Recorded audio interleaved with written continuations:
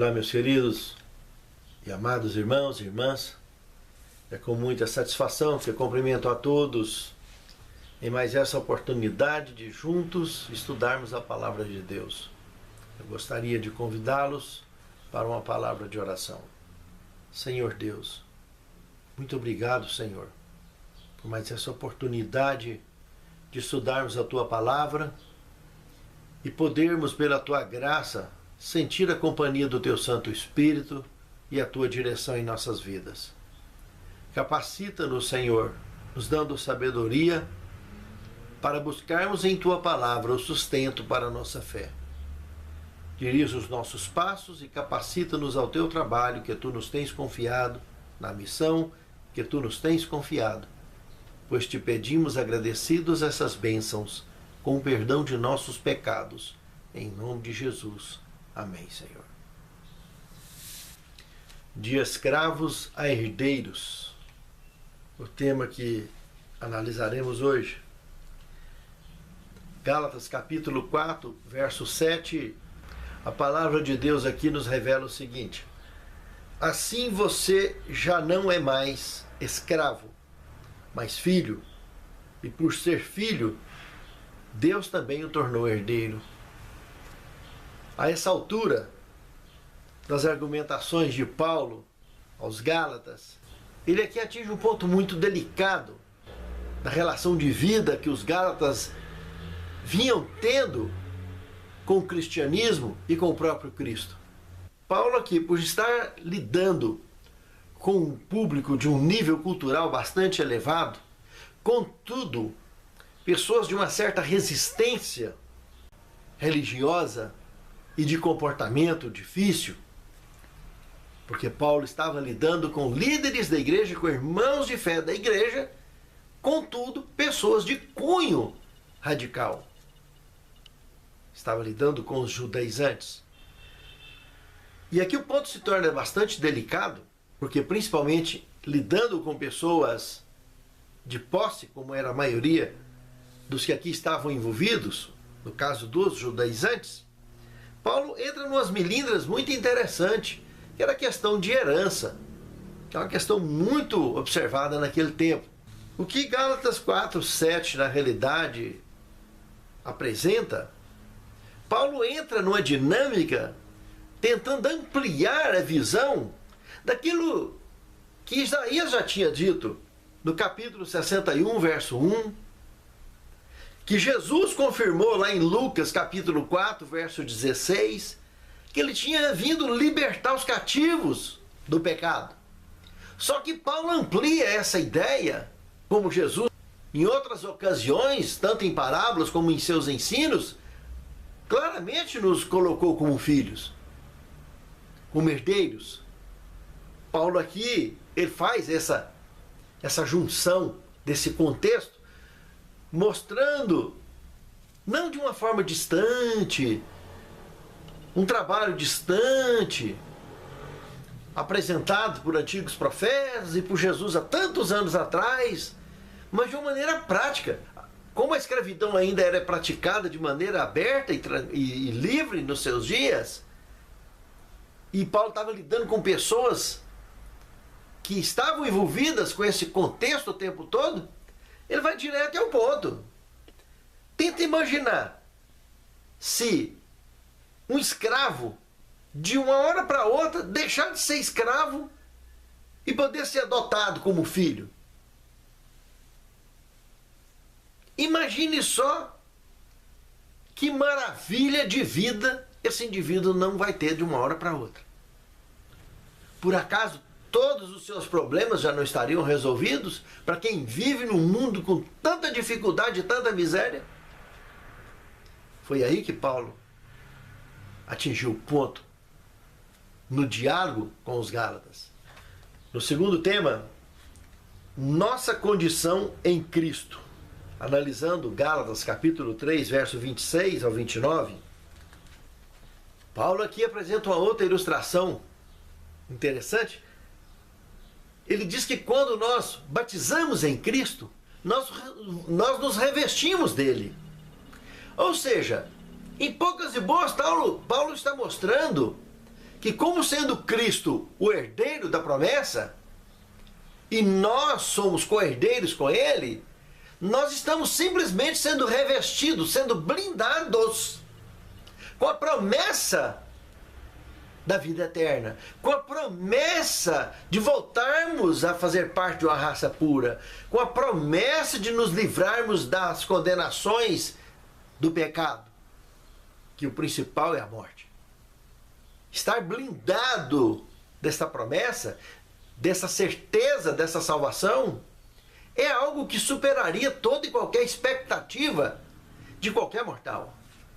E Paulo foi direto ao afirmar isso. Por isso,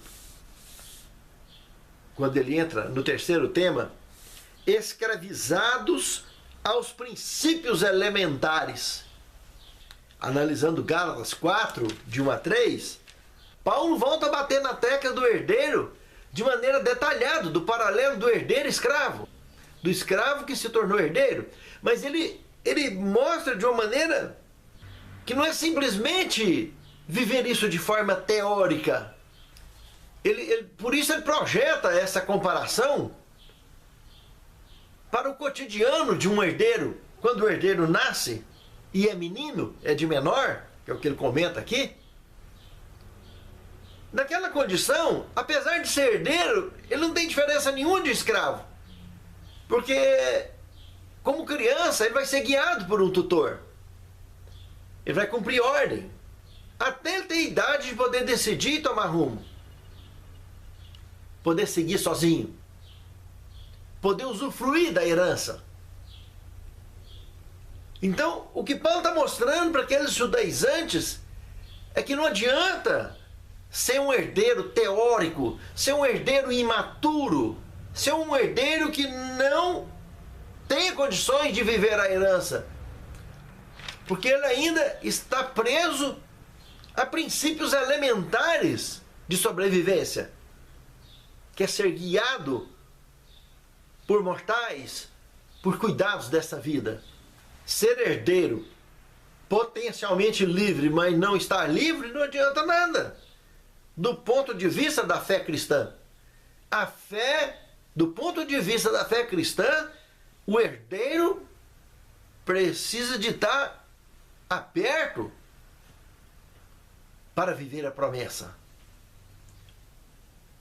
para pregar a promessa, para ensinar a promessa, para viver a promessa, para respirar pela fé essa promessa, para contemplar pela fé a promessa, a certeza desta redenção. Paulo tenta aqui mostrar que Deus nos adotou como co-herdeiros com Cristo. Nós nos livramos da miséria do pecado sendo co-herdeiros com Cristo. E simplesmente Ele pagou o nosso preço para que isso fosse possível, lá no Calvário. E isso é obra da graça que Paulo estava apresentando aos Gálatas. Pense nisso, meu amado irmão. Pense nisso, amada irmã. É o mesmo que é apresentado para mim e para você hoje. Quarto tema, Deus enviou seu Filho. Gálatas 4, verso 4. Vindo, porém, a plenitude do tempo, Deus enviou seu Filho, nascido de mulher, nascido sob a lei. Interessante, quando olhamos para o Evangelho de João, capítulo 1, verso 14, ali nos é dito que o Verbo se fez carne e habitou entre nós, cheio de graça e de vontade, e vimos a sua glória como a glória do unigênito do Pai. Quando João testemunhou isso, e Paulo, ao escrever o que ele escreveu aqui em Gálatas 4:4, porque ele estava vivendo a certeza de como ele tivesse visto aquilo lá, junto com os 12 na época, e não viu, mas ele viu lá em Damasco, entendeu tudo e estava aqui mostrando em poucas e boas aos Gálatas o que aconteceu na história do universo. Alguém que deixou as vestes reais da divindade, se tornou um de nós Morreu a morte que nenhum de nós poderíamos morrer, porque se morrermos jamais ressuscitaríamos, porque somos pecadores com ranço natural, nativo no nosso DNA. Ele vem sem pecado, numa fusão maravilhosa da divindade com a humanidade. Foi tentado em tudo, não pecou em nada. E foi lá, morreu a morte eterna. E ressuscitou dela, dando a garantia que Paulo está apresentando aqui. Como ele estava tratando com os judaizantes, ele estava tentando mostrar sobre a lei o mesmo que Jesus mostrou em Mateus 5,17. Não penseis que eu vim abolir a lei ou os profetas, não vim abolir, mas eu vim cumprir. Quando ele fala cumprir, nós olhamos os dois sentidos, tanto a lei moral como cerimonial. Na cerimonial ele vai e paga o preço, que sem sangue não há remissão de pecados, com a sua própria vida. E se tornou o primogênito dos mortos, o único que morreu no universo, Apocalipse 1,5. E em toda a sua vida ele cumpriu com a lei moral também. E ainda diz que se me amardes, guardareis os meus mandamentos. Que é uma expressão de amor, não uma expressão judaizante, como era o caso que Paulo estava enfrentando aqui com os Gálatas, como é o caso de muitos hoje na igreja, que indiretamente fazem as coisas na igreja, ou mesmo devolvem o dízimo ou ofertas, mas indiretamente acariciando no coração um estado de permuta, que não é nada mais, nada menos que o mesmo tipo de evangelho de promiscuidade espiritual que anda sendo pregado por aí afora, conhecido por evangelho de prosperidade, que é amplamente e absolutamente antibíblico. Quando tentamos fazer qualquer tipo de troca com Deus, de gambira, fazer as coisas para conquistar favores no céu, enquanto que a moeda celeste é uma só, o sangue de Cristo. O resto é expressão de amor, que é o mesmo que levou ele ao Calvário. Amou o mundo de tal maneira por causa de mim e de você. É o mesmo que nos motiva a guardar os seus mandamentos, amor. E é isso que Paulo estava mostrando aos Gálatas, que Deus enviou o seu Filho dentro da plenitude do tempo e fez o que tinha que fazer. E nós, o que estamos fazendo? Como disse no tema anterior, continuaremos a sermos escravizados aos princípios elementares? Vamos voltar lá atrás? O que Deus fez aqui, que Paulo estava mostrando, que Deus fez um serviço completo. Ele deu uma receita completa, sem detalhe. A questão é só aceitar ou não aceitar. Se aceitamos, amém. Se rejeitamos, muito triste. Nada poderá ser feito. Que Deus nos abençoe, que de fato possamos aceitar o que Ele fez por nós e por amor continuarmos na trajetória rumo ao céu, cumprindo com a missão do ID, no nosso comportamento, em nossas escolhas e em nossa missão. Quinto tema, os privilégios da adoção. Gálatas capítulo 4, versos 5 ao 7. Aqui nós podemos destacarmos 3 pontos diretos. O primeiro privilégio de uma adoção é que ela corta caminho. Ela vai direto e ao ponto. Todo aquele trabalho de gestação, pré-natal, os primeiros dias, os primeiros meses, quem sabe até os primeiros anos da vida da criança, a parte penosa de adaptação, tudo aquilo ali passou direto. Simplesmente bateu o olho, a criança, independente se ela está na infância, na adolescência ou adulto, não, eu estou te adotando. Foi isso que aconteceu. Cortou caminho. Foi direto ao ponto. E dali para frente, é trocar roupa, é cuidar das feridas, é arrumar tudo que tem que arrumar e levar feliz, realizado dali para frente.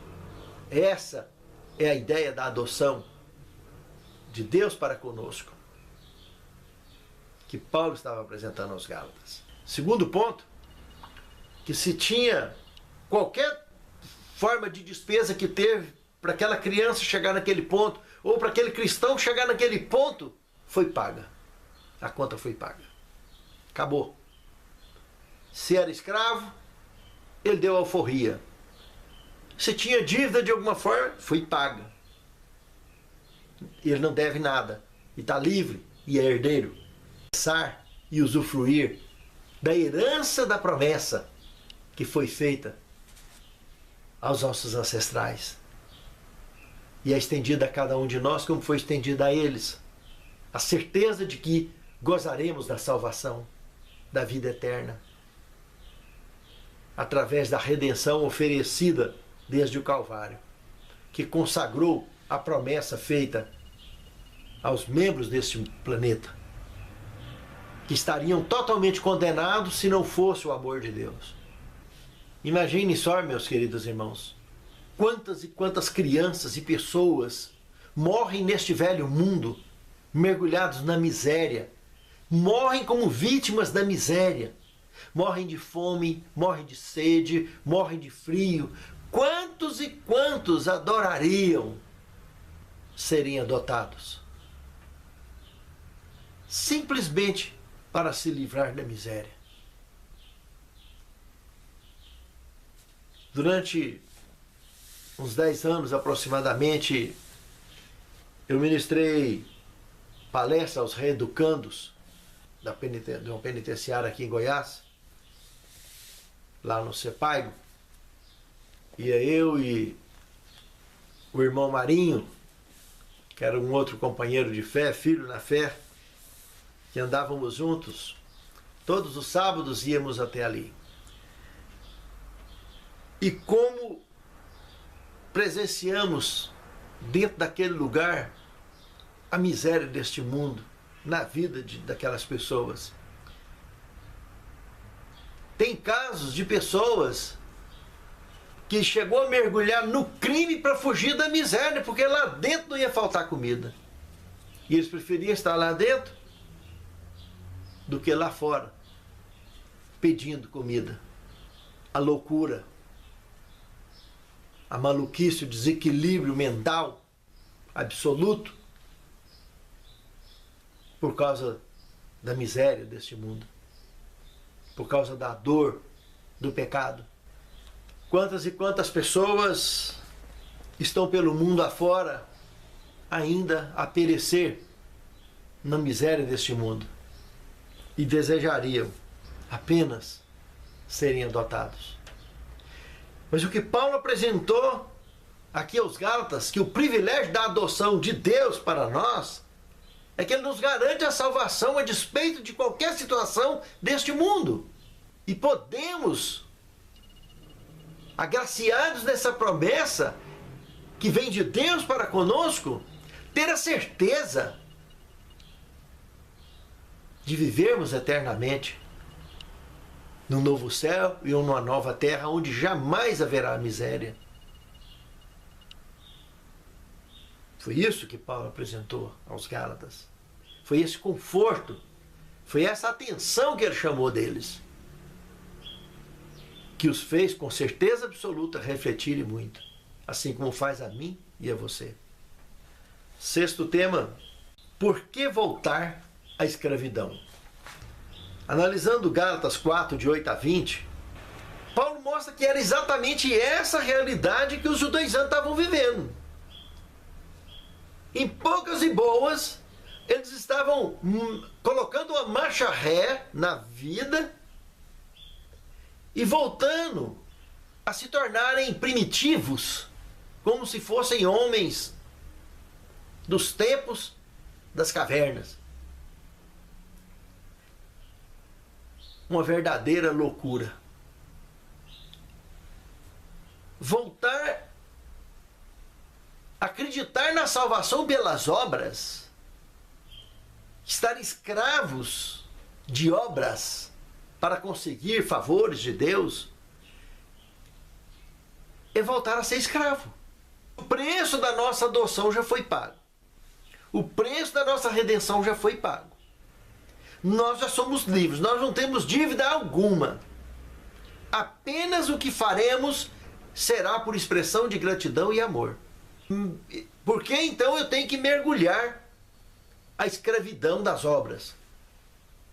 Ser escravo da salvação pelas obras. Isso Paulo estava chamando a atenção. É uma verdadeira marcha ré na fé. O que estava acontecendo com os judaizantes e é o que acontece com cada crente que faz alguma coisa na igreja ou no mundo tentando conquistar favores de Deus, fazendo para pleitear alguma coisa. Nós não podemos e não devemos fazer para pleitear nada. Fazemos sim, por expressão de amor e gratidão pela salvação que Ele já nos dá, por Ele nos revestir, nos blindar com a promessa da salvação. É para isso. É para viver essa blindagem, aguardando o momento de usufruirmos definitivamente da redenção, é que nós fazemos alguma coisa ou deixamos de fazer alguma coisa para a honra e a glória de Deus e crescimento nosso na sua graça, através da nossa fé. Pense nisso, meu amado irmão. Pense nisso, minha amada irmã. Sétimo tema, graça e fé de mãos dadas. Eu gostaria de citar um trechinho da Pena Inspirada, Escolhidos em Cristo, Things of the Times, de 2 de janeiro de 1893, que diz o seguinte: o orgulho do homem o impede de aceitar a dádiva da salvação. Por mérito humano, nenhuma pessoa será admitida na presença de Deus. O que torna alguém aceitável a Deus é a graça concedida por Cristo mediante a fé em seu nome. Nenhuma confiança pode ser colocada em obras ou em alegres êxtases de sentimentos como prova de que os homens são escolhidos de Deus, pois os eleitos são separados por meio de Cristo. Pense nisso, meu amado irmão. Pense nisso, minha amada irmã. É a graça de Cristo que nos separa e nos reveste de poder, nos enche de fé e de esperança, de em muito breve vivermos, usufruirmos da vida eterna. Ter essa certeza é encontrar o reino de Deus dentro de nós, como o Senhor nos ensinou. E quem encontrar Ele aqui dentro, com certeza vai encontrar Ele na glória. Mas quem não encontrar esse reino de Deus aqui dentro, essa certeza aqui dentro, jamais vai encontrar Ele lá na glória. Precisamos viver a salvação hoje. Sentirmos, temos a certeza disso. E é isso que continuará nos motivando na jornada rumo a Canaã celestial, ao cumprirmos com a missão do ID. Santo Deus, nos abençoe, nos fortaleça em nossa fé e com essa certeza, para que possamos continuar na nossa missão que Tu nos tens confiado. Capacita-nos a cada um de nós a buscarmos na Tua palavra o sustento necessário para nos relacionarmos contigo a cada dia e transmitirmos a Tua palavra viva no nosso viver diário. É o que te suplicamos, agradecidos em nome de Jesus. Amém. A voz do Senhor com temor, os fiéis para a ceifa chamar.